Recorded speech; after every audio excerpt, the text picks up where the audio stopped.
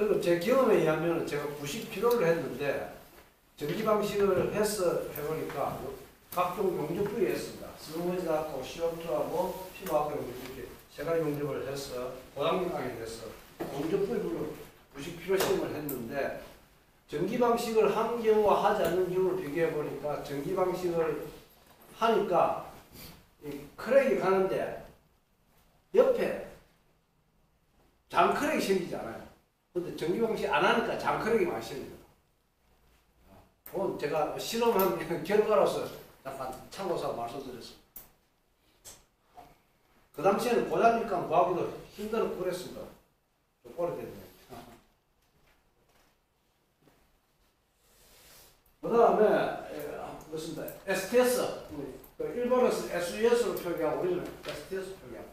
그래서 이게 금속 조직은 페라이트, 마텐자이트, 오스테라이트 이렇게 섭출기가 이상계 두 가지가 섞여져 있는 거고요. 그런데 여러 가지 나와 있지만 지금 현재 가장 일반적으로 많이 사용하는 스테디스는 오스테라이트. 우리가 이제 이 공업이 이렇게 좀 더 발전하고 이렇게 하면은 혹시 모를까 지금 현재로서는 우리나라 대부분이 오스트라이트 스테레스를 사용을 하고 있다 이렇게 보시면 됩니다. 그러니까 여기가 이제 그런 니켈이 포함되어 있고 여기서 니켈이 포함되어 있지 않고 페라트나 마트자이트 니켈이 포함되어 있지 않고 앞에 사자가 있습니다. 오스트라이트 조직이 아니니까 BCC 태수입방이 있다. 그러니까 이런 것은 천연도 자체가 존재하고 오스트라이트 천연도 자체가 존재하지 않습니다. 그러니까 천연도 자체가 존재하지 않는 것이 오스트라이트스가 구리, 알루미늄 뭐 이런 것들입니다. 그러니까 그 LNG 운반선 혹시 아시는지 모르겠는데 공처럼 생긴 게 있습니다. 모스타, 로젠버그라는 그 노르웨이 회사에서 이렇게 처음 개발해가 일본을 받아 들여가지고 우리나라 들어왔는데 그게 이제 지금 현재는 잘 제작을 하지 않는데 그 안정성은 그게 더 있습니다. 그렇지만은 그건 알루미늄 합금입니다. 5083 알루미늄 합금이고 두께가 16T부터 제일 두꺼운 곳이 160T 이렇게 되는 건데 전에 처음 만들 1호선 만들 때 한 내가 조수장 가보니까 전부 잘라가지고 미국에서 잘라가지고 우리나라 용접만 하는 그런 방식. 근데 요즘 이제 멤브레인 타입으로 다 바뀌어가지고 인바나 상공사일 스테인리스가 이런 것들을 주로 쓰고 있습니다. 사정이 또 좀 바뀌었죠. 그래서 로얄티인데 넣어라 그런 말도 좀 그렇죠. 그러니까 그렇습니다. 기술이 앞서지 못하다 보면 그렇게 했죠. 우리나라보다 더한 나라도 있습니다. 아직 그런 배를 제대로 못 만든 나라도 있습니다. 그 다음에 입계부식을 보겠습니다. 입자와 입자 사이 경계가 입계입니다. 탄소 성분이 크롬과 반응하여 크롬 탄화물을 만듦으로 해서 이것이 입계에 만들어짐으로 해서 입계에 있는 크롬 자체가 모자라게 됩니다. 모자라다 보니까 산화 피막을 만들 입장이 안 되다 보니까 이쪽에 집중적으로 부식이 일어난 것이 바로 입계 부식입니다. 그래서 이게 쉽게 말하면 소양극 대음극입니다. 음극이 커지고 양극이 적다 보니까 집중적으로 부식이 되어버리죠.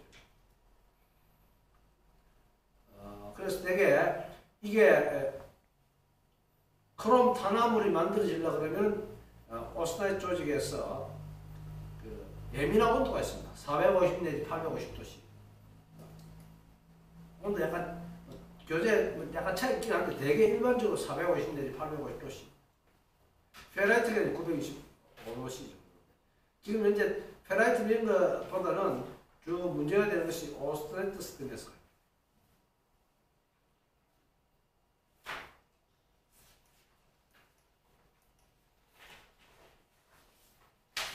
입계부식을 한번 보겠습니다. 금속은 수십 마이크로미터에서 수백 마이크로미터 크기의 결정 입자가 모여 있는 것이고 결정 입자들 사이 경계면을 입계라고 합니다. 이 입계라는 말도 쓰고 다른 말로 입간이라는 말을 쓰는 경우도 있습니다. 입간. 입자와 입가 사이에 대해서 입간. 입계 부식은 결정 입계나 입계 부근에서 선택 부식을 일으킵니다. 오스테이트계 스테인레스관과 일부 니켈 합금에서 문제가 되는 경우가 많습니다. 이 오스테이트 강 같은 경우는 스테인레스 강 같은 경우는 강성이었기 때문에 기둥 같은 거 씌울 수가 없습니다. FCC 금속은 특성이 그렇습니다. 스테인레스 강은 12 내 14% 이상 크롬과 8% 이상 니켈을 함유하고 있습니다. 그래서 되게 이게 금속 표면에 부동태 피막을 만듦으로 해서 부식이 일어나지 않는데 가장 대표적인 것이 바로 상공산입니다. 탄소함량은 0.08% 이하로 규정에 나와 있긴 합니다만은 대개 0.05에서 0.06% 정도 되겠습니다. 그래서 예민한 온도에 즉 450 내지 850도 온도 범위에서 일정한 시간 가열하게 되면은 이 온도 범위를 선행할 때 입계에서 탄소가 크롬과 결합해서 CR23, C6과 같은 크롬 탄화물을 만들게 되므로 당연히 입계 크롬 탄화물 형성으로 인해서 결핍증이 생깁니다. 이 결핍증이 양극이 되고 나머지가 음극이 되기 때문에 소양극 대음극으로 돼서 입계 부식이 많이 발생합니다.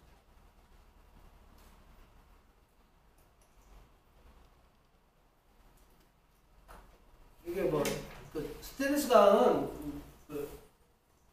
되게 피부과학 용접이 있습니다. 피부과학 용접이 제일 흔한데 이제는 이제 문제는 뭐냐면 봉 길이가 450mm 요 정도밖에 안 되기 때문에 용접 다운하면 다시 갈아 끼워야 됩니다. 번거롭고 시간이 많이 걸리기 때문에 이 간단한 용접 같은 건 모르겠지만 좀 용접 길이가 긴 것 같은 경우는 피부과학 용접을 많이 사용하지는 않습니다만 그렇지만 가장 일반적이고 용접기 가격도 저렴하면서도 쉽게 사용할 수 있는 것이 바로 피부과학입니다. 용접처럼 막 이렇게 되어 있죠.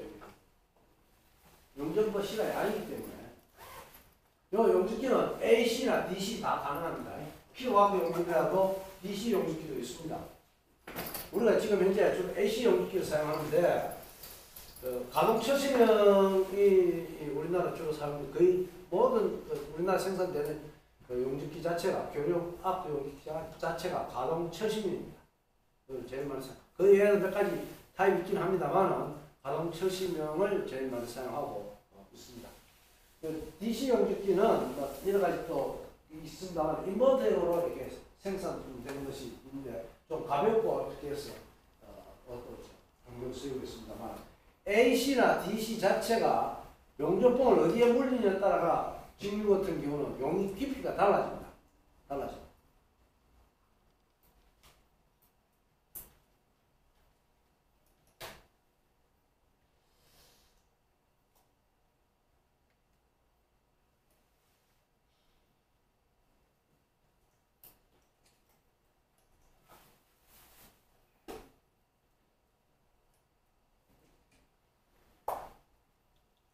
이게 브라운슨 가스 텅스텐 아크 용접입니다. 영어로 말하면 GTW 가스 텅스텐 아크 웰딩이고 티그 용접이라는 말이 있긴 한데 이것은 일본에서 만든 말입니다. 텅스텐 있는 가스 용접 이렇게 티그 용접하는데 우리는 그냥 GTAW보다 티그 용접이라는 용어를 많이 씁니다. 이것은 토치가 있고 토치 바깥에 아르곤 가스를 공급을 합니다. 그럼 아르곤 가스는 불활성 기체이기 때문에 비활성 기체이기 때문에 다른 물질과 전혀 반응을 하지 않습니다. 그래서 텅스텐 봉 자체를 보호해주고 이때 요 안에 용접봉을 가지고 이렇게 녹이서 집어 넣습니다. 보통 1.6짜리로 있고 그런데 그런 거 가지고 용접을. 용이 깊이가 피부하고 용접보다 약간 더 상대적으로 깊다 이렇게 보실 수 있습니다. 되게 아르곤 용접하는 건 이게 티그 용접입니다. 플러스 가스 텅스텐 아크.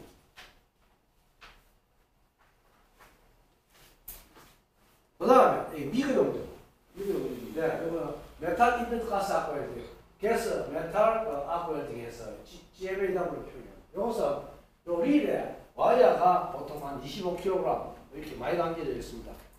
그걸 가지고 연속적으로 계속 공급을 하고 불활성 가스가 피복 용접봉 주위를 이렇게 공기가 들어가지 못하도록 차단함으로써 용접이 되는데 뭐 증류용기를 쓰고 그렇습니다.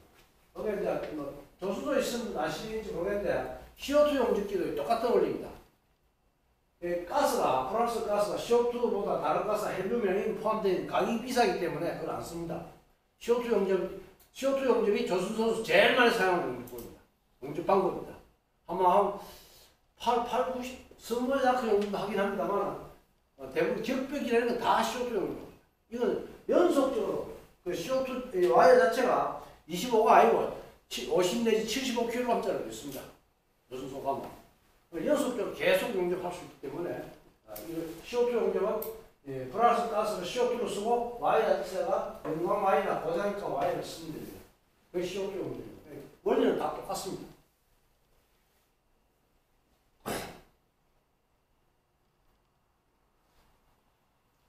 그래서 프랑스 가스 용접은 아까 말씀드렸는데 이거 티브 용접, 퉁스텐 있는 가스 앞에 이렇게 프랑스 가스가 나오고 AC, DC 다 사용할 수 있고 이것은 이제 미국 용접, 프랑스 가스가 나오고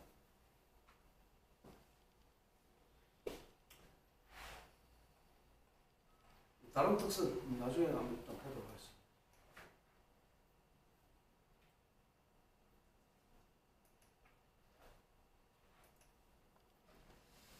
그래서 용접을 하게 되면은 용접 부위에 스테인리스가 몇 도에 녹습니까?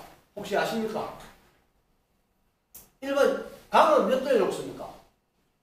탄소가 탄소 함량에 따라 다르겠지만 되게 순철은 전공만 아니니까 좀 생소할지 모르겠는데 1539도에 녹는데 탄소가 포함이 되면 온도가 더 낮아서 보통 1530도 정도 되는 녹는다 보시면 되고 그냥 일반적으로 한 1500도 정도 녹는다 이렇게 생각을 하시고 스테인리스가 1400도 정도입니다. 1400도 정도 녹습니다. 그러면 이렇게 450 내지 850도 범위가 녹는 과정에서 충분히 있을 수 있죠. 그렇죠? 그리고 스테인리스랑은 열 전도율이 영광의 4분의 1 정도로 해서 열 전도를 잘 하지 못합니다. 그럼 이 온도에 머무르 있는 시간이 길어집니다. 왜? 열 전도를 잘 하지 못하기 때문에 열이 빨리 확산이 돼야 되는데 이 온도에 오래 머물다 보니까 자연적으로 입계부식이 발생할 수밖에 없는 여건이 됩니다. 그런 특성이 있습니다.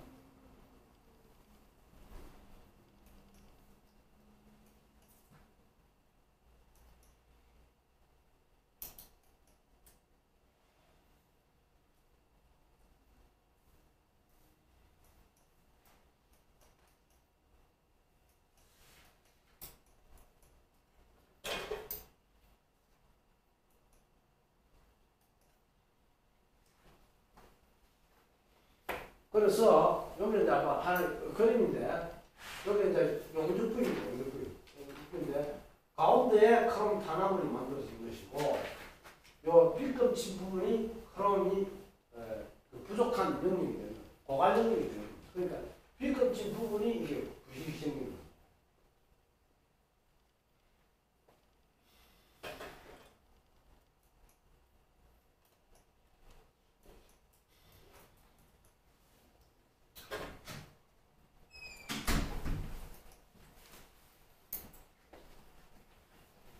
그 다음에 입계부식 방지법. 입계부식을 방지하려고 하면 첫째, 강중에 탄소 함량이 0.03% 이하로 낮춘 것을 사용합니다. 즉 L자 붙은 거 304L316L.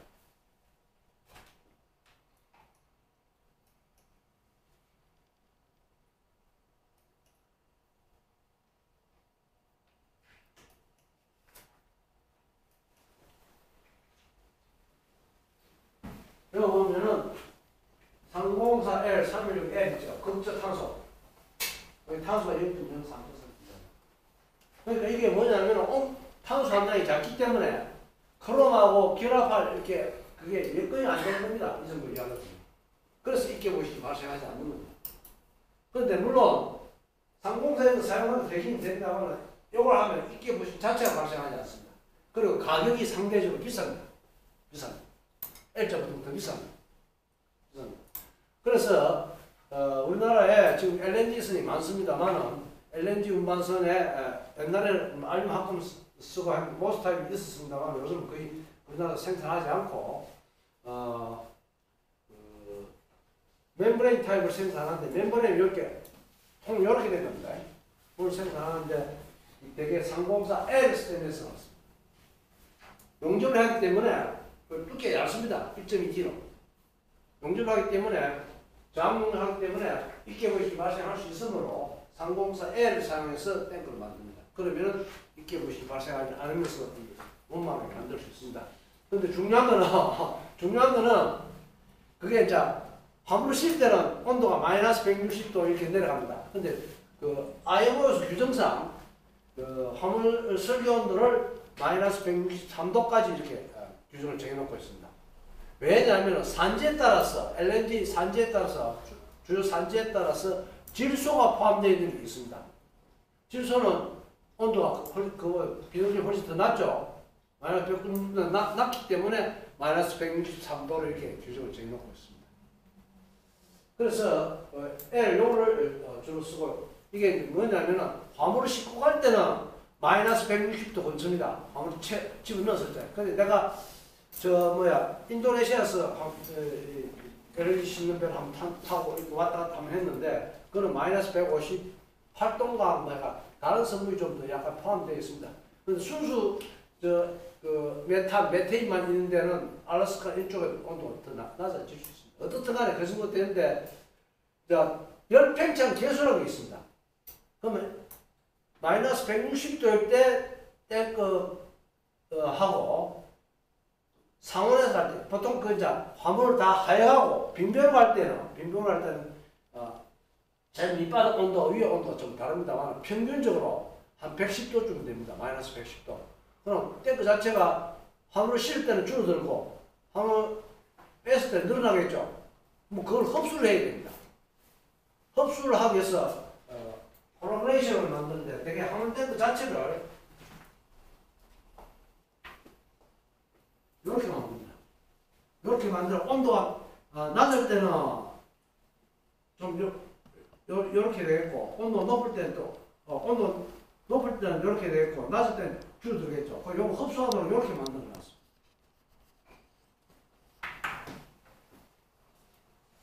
그리고 이제 쪄서 이제 화물 탱크 자체의 이제 단열재도 중요합니다.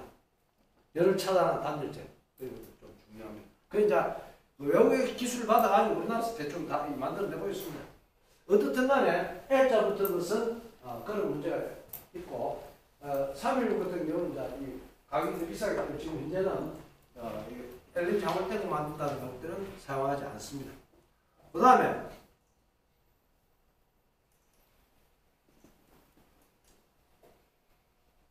두 번째로 탄소와 크롬보다 먼저 결합하기 쉬운 티타늄, 유금 등을 강에 첨가한 스테인리스만을 사용하는데 여기에 바로 321347입니다. 321347.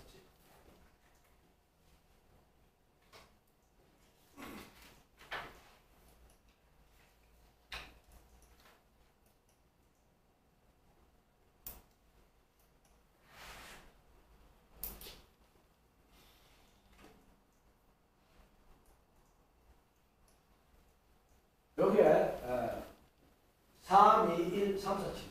여기 티타늄하고 요금이 들었는데 그 해수에서 제일 부식이 안 되는 금속이 뭔지 아십니까 혹시? 잘 모르시겠죠? 그런 게 있으면 좋잖아요. 네. 일반적으로 해수에 스테인리스 가면 쓰는 거 못 보시잖아요. 그렇죠? 네. 제일 부식이 안 되는 게 뭐냐면 티타늄입니다. 티타늄은 여러 가지 좋은 특성을 가지고 있습니다. 가볍고 부식이 안 됩니다. 티타늄 산화피막 자체가 워낙 강하기 때문에 다른 물질이 그걸 파괴시키지 못합니다. 그래서 그 티타늄 자체가 가격이 비싸고 쉽게 좀 접할 수 없는 그런 물질이기도 합니다. 근데 우리나라는 티타늄을 가지고 금속 화물 탱크를 이렇게 화물 탱크 한다. 전기 터빈에 복수기 같은 거 만듭니다.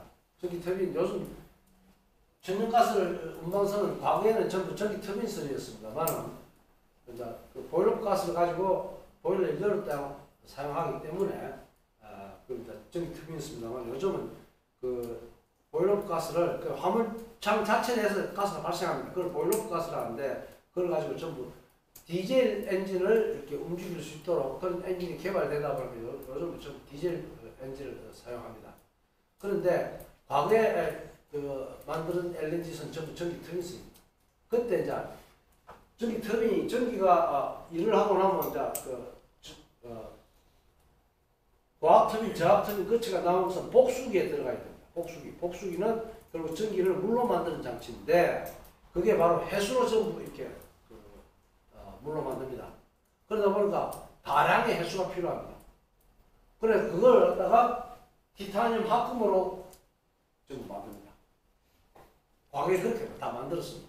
그런데 우리나라에서 티타늄을 만드는 기술을 가지고 있습니다. 가지고 있는데도 불구하고 생산 공장이나 이런 게 없다 보니까 거의 전번에 보니까 전부 일본 수입하더라고. 현실이 그렇습니다. 어떻든 간에 티타늄은 왜 가격이 비싸냐? 산화피만 아주 강하기 때문에 광물에서 금속 빼내기 쉽지 않습니다. 어렵습니다. 그러니까 내놓으면 부식이 안 되죠.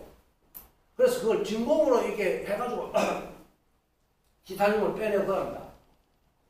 그렇습니다. 그러니까 그건 기술 자체를 가지고 있는데 공업화를 시키지 못하다 보니까 우리나라 수입을 하고 그런 걸로 기억합니다. 제가 하여튼 원래 그 회사가 전에 내가 조금 있었던 회사 사장님이 그 회사를 또 만들었는데 어떻게 그렇습니다. 그래서 티타늄이라는 것은 그런 특성을 가지고 있다. 특히 해수에 대해서 CL기온에 대해서 얼마든지 견딜 수 있는 것이 바로 티타늄 합금입니다. 안경 같은 것도 이 티타늄 만드는 그런 것도 있죠. 다 이유가 있습니다. 가볍고 하여튼 그런 좋은 특성을 가지고 있습니다. 근데 어떻든 간에 이것은 가격이 비싸기 때문에 지금 실용화가 잘 안 되고 있다 이렇게 보시면 됩니다. 이론상으로는 나와 있긴 합니다만 실제로 생산해서 뭐 하려면 다른 것보다 더 비싸게 치기 때문에 이용을 하지 않습니다. 어떻든 간에 기업이라는 것은 이윤이 넘어야 되잖아요. 생산 없고 많이 먹히는 걸 피하려고 하죠. 그러니까 당연히 이게 이론상으로는 가능한 것처럼 되어 있긴 한데 현실에서는 현실적으로 별로 안 씁니다. 그래서 바닷물에서 제일 부식 안 되는 건 티타늄 합금이라는 거 그거만 알아두시면 되겠습니다. 다른 걸 떠나가지고 부식이니까 부식 방식에 관련 수업이기 때문에 제가 말씀드립니다. 그러니까 제가 이야기하잖아요. 우리나라 인구 5천만이고 일본 남한 인구 5천만이고 일본이 1억 2,500만이니까 두 배 이상, 2배 반 정도 많다 보니까 일본은 여러 가지 공업이 다방면을 발전할 수밖에 없는 입장이고 우리는 이제 그렇지 못하기 때문에 그렇게 안 되는 겁니다. 그래서 부득불 수입해가 쓰는 건 쓰고 그렇게 하는 겁니다. 어떻든 간에 남북 이게 관계 돈만이 되면 좀 달라질 수 있겠죠. 어떻든 간에 여기서 규정에 나와 있는 스테인리스가 있고 여기 이제 성급 규정하고 일반 KS 규정 다 똑같은 큰 차이 없는 내용들입니다.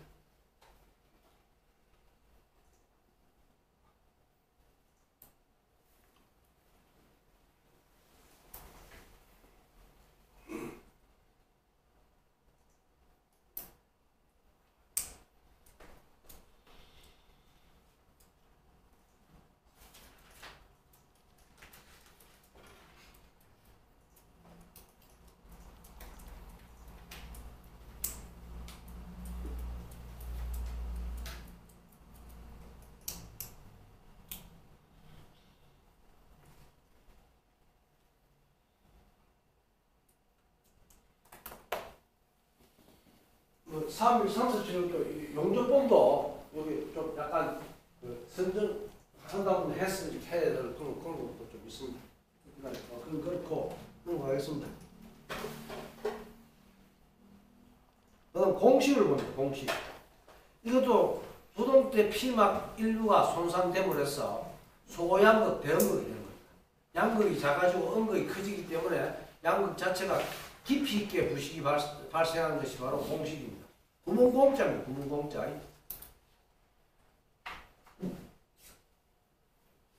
한자로 쓰고 되는지 모르겠는데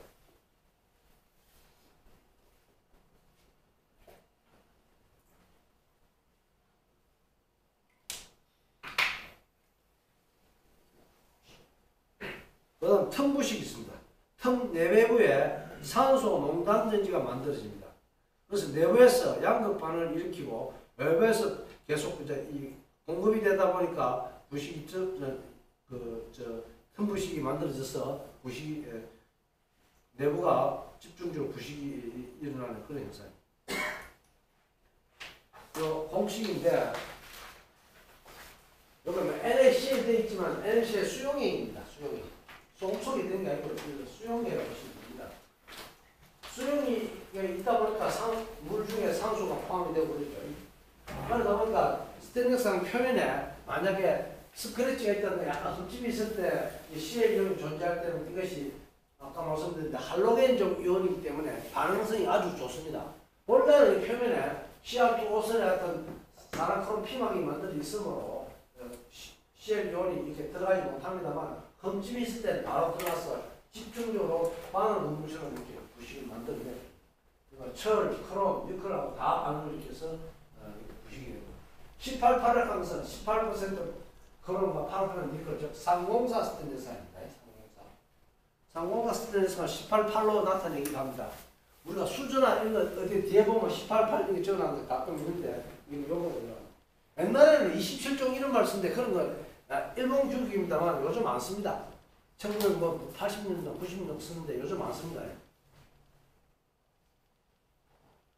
그래서 이런 부식이 일어날 수 있습니다. 따라서 스테인리스 강을 바닷물에 사용하지 않는 이유는 이런 이유 때문입니다.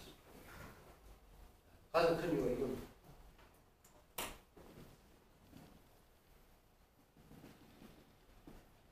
그리고 이 공식 형태는 이런 타입도 있고 이것도 있고 여러 가지 여건에 따라서 사용 조건에 따라서 이렇게 여러 가지가 나타날 수 있습니다.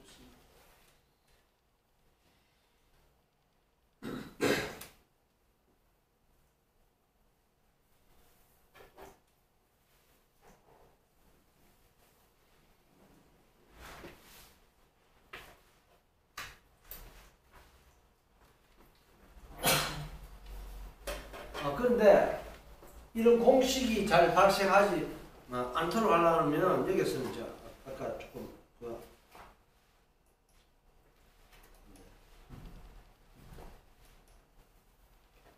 여기 316을 쓰게 되면 몰리브덴이 2 내지 3%, 317은 3 내지 4% 정도인데 요게 요 정도 들면은 공식이 잘 발생하지 않습니다. L자부터도 마찬가지입니다. 요 정도 보면 공식이 잘 발생하지 않습니다. 이제 316이나 316L 이런 것들은 317, 30L 이런 것들은 아무래도 상대적으로 가격이 비쌉니다. 가격이 비싸죠. 그러니까 이게 알고는 했지만 잘 못 쓴 입장이 가격 때문에 그런지도 모릅니다. 그리고 이 바닷물에 어선 같은 경우는 프로펠러 축이 좀 길게 약간 나와 있는데 누가 그걸 갖다가 강 대신에 스테인리스를 쓰는데 요걸 쓰다 보니까 얼마나 했는데 문제식으로 그런 일이 있었습니다. 그래서 만약에 이런 거 316이나 이런 거 썼으면 됐는데 316 이런 것도 봉제나 판재 구하기 좀 쉽지 않습니다. 우리나라에서 일반적인 경량에서 잘 안 나오기 때문에 누가 그걸 회사에서 생산하는 입장에서는 많이 팔리는 것을 생산하려고 그러지 잘 안 팔리는 거 생산 안 하거든요. 재고사이잖아요. 그렇죠? 재고사이고 또 창고 문제도 있고 보관 문제도 있고 그렇잖아요. 그래서 잘 팔리는 걸 사용하다 보니까 상공사를 대부분 내놓는 거예요. 316L 이런 것을 갖다 LHS 만들 때 이제 쓰는 것은 이것은 1.2T이기 때문에 아주 작습니다. 이건 아마 전문적으로 조선소에서 생산 공장에 의뢰해가지고 아마 만들지 않을까 싶은 생각이 듭니다. 이렇게 생각이 들기도 합니다.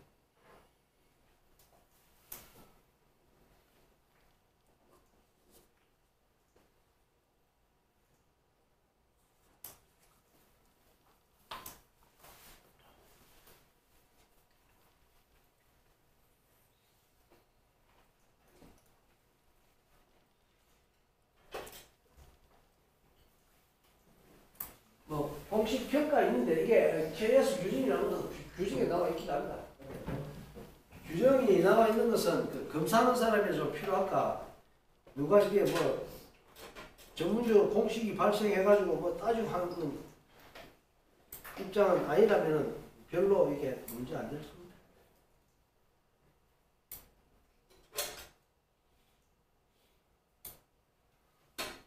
그 다음 텀부식을 보겠습니다. 게스킷이나 볼트 너트, 체결부죠, 체결부.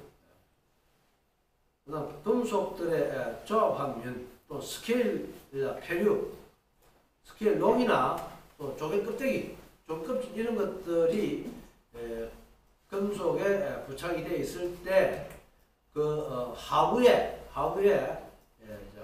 틈새 부식이 일어납니다. 이건 외부 용액과 비교해서 틈새는 산소 공급이 되기 어렵기 때문에 통기차 전지가 만들어짐으로 해서 통기차 부식이 발생합니다. 그러니까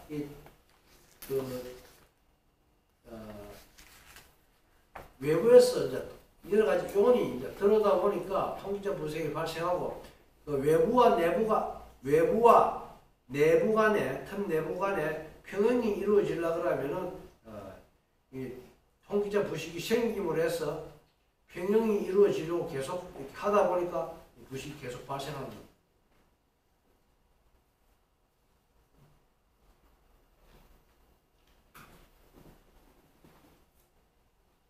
이 보일러 내부 스케일 및 해수 사용 복수기, 해수 사용 펌프, 배관 등의 폐류나 이물질 부착 등으로 스테인리스 강을 사용하는 재료에서 부동태 피막이 문제가 생겨서 염소 직하부에 통기차 부식이 발생합니다. 이 염소 이온이 바로 밑에 이제 이렇게 발생한다는 뜻인데 직하 부식이 지금 일본식 표현을 합니다만 이런 식으로 다 염소 요 밑에 이제 발생한다 했어요. 다른 말로 이제 염소 직하 부식, 직하부에서 발생한다 이런 말을 사용을 합니다. 특히 해수 사용 펌프나 배관 등 이온으로 인해 부식이 격렬하게 진행됩니다. 통기차 부식이 어떤 걸 뜻하나요? 농도가 달라진다는 겁니다. 통기가 되면서 차이가 생긴다는 그런 뜻이죠.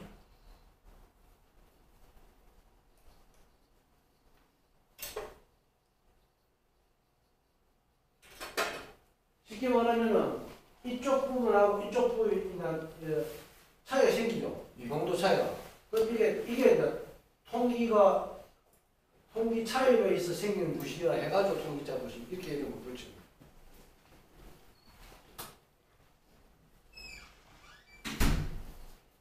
근데 조금 그렇습니다. 제가 생각한 데는 이게 한자를 우리 글로 적다 보니까 이 한자를 조금 배우기가 적었던 사람은 용어 자체가 조금 뭐 생소하게 느낄 수도 있을 것 같아요. 조금 이런 용어들이 조금 사실 전부 내게다가 일본어서 만들어져 가지고 넘어온 말들이 많습니다. 그러다 보니까 우리가 그냥 쓰는데 어떤 이해가 안 되는 뭐 한자를 조금 한 사람은 한자를 어떻게 쓰는지 아는데 그렇지 않은 사람은 조금 이해가 조금 잘 안 되는 그런 거 있을 수 있겠습니다.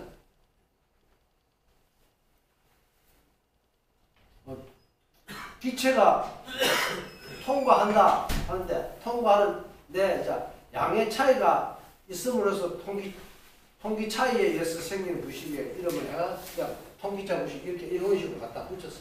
일본 사람들은 그런 말 그렇게 좀 짜맞히는 경우들이 좀 많습니다. 사실 부동태 피막 이런 것도 사실은 일본에서 이렇게 그냥 쓰는 말이거든. 다른 말로 표현할 수 있는데 그냥 뭐 그대로 쓰고 있습니다.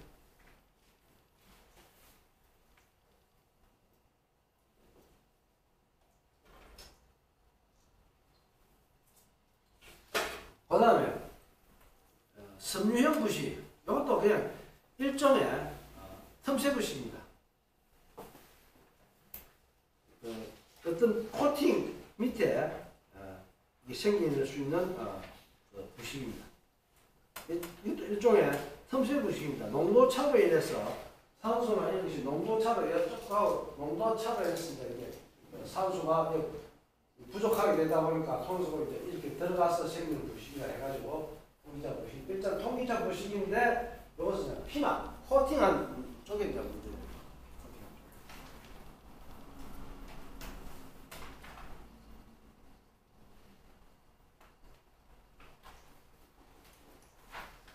이제 그다음에 구리를 보겠습니다. 구리. 구리는 열 및 전기 전도도가 높습니다. 열 전도도 잘하고 전기 전도도 잘합니다. 그래서 되게 우리가 구리로 전선을 만들죠.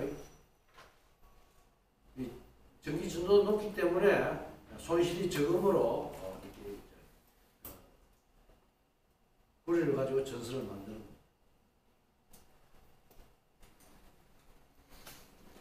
그 다음에 면성과 전성이 좋습니다. 잘 늘어나고 잘 펴집니다. 내식성이 우선. 구리는 아까 말씀드린 대로 면심입방 격자금속. 면심입방 격자금속. 그리고 아연이나 주석이나 니켈, 금은 등과 합금이 가능합니다. 그래서 대개다가 이제 황동, 청동 이런 것들인데 황동은 구리하고 아연을 섞은 것을 황동이라고 합니다. 구리하고 아연. 대개 이제 이것은 내식성이 좋기 때문에 각종 열교환기 튜브를 이렇게 많이 만든다든가 합니다. 해수를 이용해서 하는 열교환기 있죠. 해수를 선박 같은 데서 이제 많이 사용하는 편인데 이런 열교환기들은 되게 황동으로 나옵니다. 그럼 청동은 구리에다 주석을 섞습니다. 어떤 동상을 만든다든가 할 때 청동을 많이 씁니다. 브론즈. 영어로 황동은 브라스고 청동은 브론즈.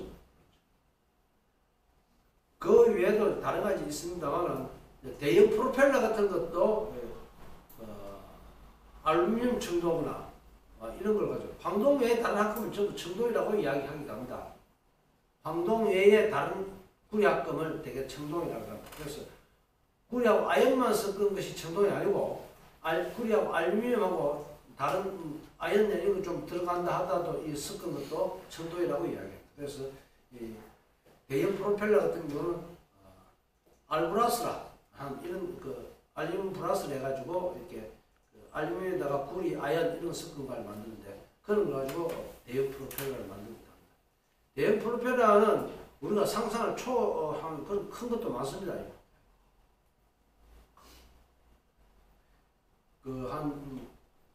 지름이 한 10m 정도 되는 프로펠러도 있습니다.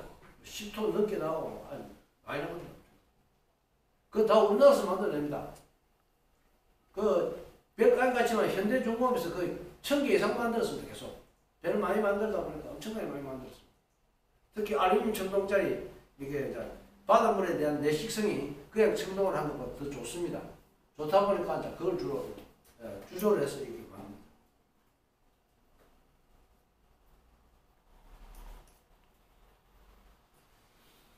그 다음에 대기 온도에서 정지된 해수 중에서 0.001 내지 0.002 IPY IPY는 들어본 적이 있습니까? IPY 인치 per year 1인치 25.4mm죠. 그러니까 인치 per year 이게 되게 영국에서 미국에서 이렇게 쓰다 보니까 이걸 그대로 이제 이게 쓰고 있습니다. 실질적으로 일본이 이게 발달했다 하더라도 이게 이제 그 근본 기술은 이게 유럽에서 넘어온 것들이 많습니다. IPI 이런 거 다 유럽에서 또 미국에서 이렇게 쓰는데 사실 미국 보십시오. 미국 땅덩이를 한다 하더라도 그게 영국 사람들 와가지고 인디아 몰아내고 해가 미국 된 거 아닙니까? 그러니까 미국에서는 영국 단위를 밟습니다. 아직까지 1개월 온도를 화씨 파레나이트 넣습니다. 몇 도씨 안 씁니다. 영국에 그거 쓰니까. 또 도로도 보면 시속 몇 마일 뭐 이렇게 하지 몇 킬로미터 이런 거 아는데 영국 단위 그대로 밟습니다. 아직까지 그렇습니다. 그게 뭐 어쩔 수 없이 하루아침에 바뀌는 건 아니지만 그런 영향이 좀 있습니다. 그래서 사실은 보면 영국 사람들이 제일 먼저 미국으로 넘어온 지역이 어디입니까? 전 뉴욕 위쪽이잖아요. 그렇죠? 지금 이제 아이비리그 있는 대학 대개다 그쪽에 영국 뭐 해가지고 아이비리그 만들어진 겁니다, 사실은. 그 이후에 이제 서부 개척하고 샌프란시스코 그쪽으로 가고 그렇게 했지만 본래 그 명문 대학이 많은 이유가 다 근본이 그쪽에서 넘어오다 보니까 그렇게 됐나. 내가 보스턴에 옛날에 가보니까 그 청교도들이 처음 타고 넘은 배가 있습니다. 오래돼가지고 사갔는데 똑같이 복원해놨어요. 그걸 잊지 말자 해가지고. 하여튼 좀 그렇습니다. 옛날에 가봤습니다만. 그래서 이제 이런 인지 이런 것들도 뭐 보통 PSI 이런 말도 쓰죠. 압력 단위로. 파운드 퍼 스퀘어 인치입니다. 그 이제 이게 요즘 우리나라 전 세계적으로 킬로그램 단위나 이런 거 주로 쓰는데 아직까지 그런 게 입에 붙어가 PSI 이런 거 쓰기도 하면 그렇습니다. 어쨌든 간에 그런 것들은 하루아침에 바뀌는 거 아니지만 규격은 새로 만들어 하더라도 입에 붙어서 습관은 쉽게 빨리 안 바뀌는 것 같아요. 어쨌든 그렇다 보시고 이것은 이게 하나의 자료인 것이지 이게 절대적인 건 아닙니다. 되게 자료로 하는 건 그렇거든요. 그 다음에 유속이 클 경우는 부지 속도가 증가할 수밖에 없겠죠. 새로운 요에 자주 접촉을 하다 보니까 숫자가 떨어져 나가는 속도가 상대적으로 빨라질 수밖에 없죠. 그럼 녹이나 먼지 등이 표면에 축적됐을 때는 공식이 발생할 수가 있습니다. 그 다음에 동이 내식성을 나타내는 환경이 있습니다. 해수에서 내식성을 나타냅니다. 그래서 이제 여러 가지 구리 합금이 해수에 많이 사용되고 있는 겁니다. 담수, 온수, 냉수에도 사용을 할 수가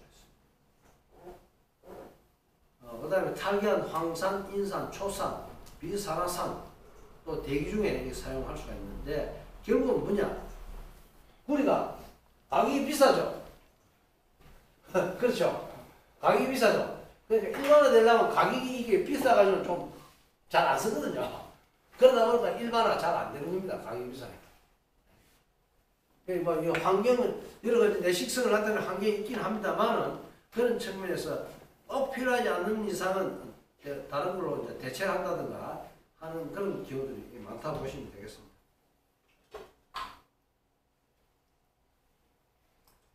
그 다음에 산화산. 그러니까 이게 부식을 많이 일으킬 수 있는 산, 질산하고 진한 황산, 통비되는 비산화산. 비산화산이라는 것은 산화제로 작용할 수 없는 산입니다. 이게 이제 염산, 요도화 수소산, 브롬산, 불화수소산 뭐 이런 것들. 지금 보십시오. 염산, 요도화 수소산, 브롬산 이런 것들은 할로겐 적용이죠. 요도, CL, 브롬, 할로겐 적용입니다. 이런 것들은 사실은 통기되는 비산화산이라 하더라도 부식을 많이 일으킬 수가 있는 겁니다. 할로겐적 이온이 다른 것보다는 이것이 들어감으로 해서 이런 문제를 일으킬 수 있는 소지가 많다는 것을 염두에 두시기 바랍니다.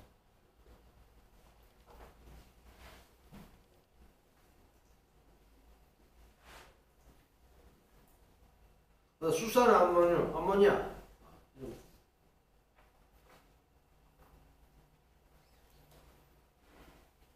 동합금 합금 부식 특성은 교재 이게 보시면 될 것 같습니다. 근데 우리가 실질적으로 우리가 이게 책에는 이렇게 나와 있긴 합니다만 그렇게 그 가격 등등 문제로 인해서 고기가 많이 사용되고 있지는 않는 형편이라고 봅니다. 그리고 특히 이제 이 바다에 관련된 선박이나 이쪽 같은 데는 이 구리 합금으로 만든 열교함이나 이런 것들이 종종 있긴 합니다만 그렇지 않는 경우는 그렇게 많지 않으리라 봐집니다.